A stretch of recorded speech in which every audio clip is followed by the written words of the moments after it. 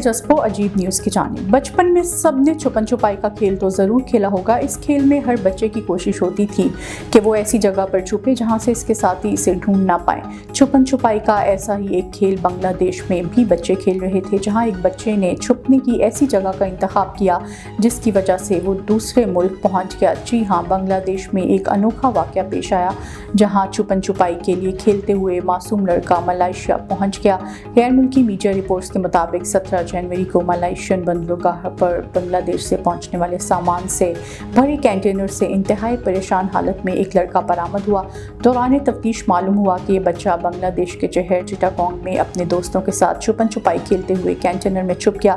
تاہم کنٹینر بند ہو جانے کی صورت میں وہ 6 دن تک اسی میں رہا اور جیسے ہی کنٹینر ملیشین بندرگاہ پہنچا تو وہ خوش قسمتی سے زندہ بچ گیا۔ حکام کا کہنا ہے کہ یہ انسانی اسمگلنگ کا واقعہ نہیں، بچے نے جو بتایا وہ سچ ہے۔ ہم بنگلہ دیشی حکام کے ساتھ فہیم کو اس کے گھر واپسی بھیجنے کے لیے رابطے میں ہیں۔ ابو ظبی میں ایک بھکارن کو گرفتار کیا گیا ہے جس کے پاس ایسی لگژری گاڑی بھی ہے کہ بڑے بڑے امیر لوگ بھی ایسی گاڑی کا خواب بھی دیکھ سکتے ہیں۔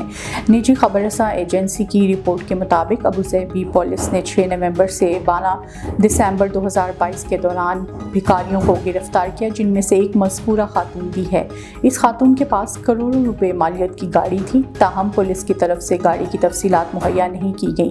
پولیس کی طرف سے شہریوں کو متنبہ کیا گیا ہے کہ شہر میں بھیک مانگنا غیر قانونی ہے، لہٰذا بھکاریوں کو بھیک دینے کی بجائے رجسٹرڈ تنظیموں کو اطلاعات دیں۔ رپورٹ کے مطابق دبئی میں اگر کوئی بھیک مانگتا پکڑا جائے تو اسے 5000 درہم تک جرمانہ اور 3 ماہ تک قید کی سزا ہو سکتی ہے۔